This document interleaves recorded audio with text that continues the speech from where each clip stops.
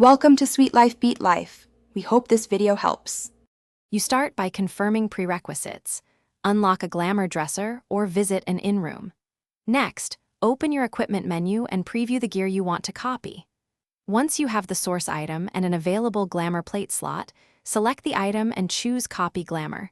This stores the appearance.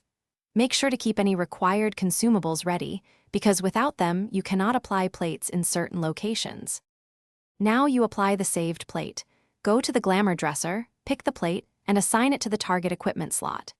If you need a specific color, apply dye first and confirm the preview. Pigments carry through on most pieces.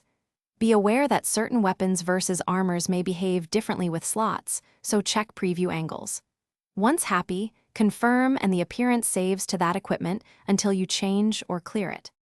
Finish by verifying your character model in various camera angles and zones. If the Glamour doesn't apply, first clear and reapply the plate. Make sure the item isn't Glamour locked or class restricted. Once done, relog or change zones to force a visual refresh if you see mismatches. For stubborn cases, try the in-room dresser or recopy the source item to a new plate. This often resolves corruption without losing appearance. Thanks for watching. Consider subscribing if we helped you.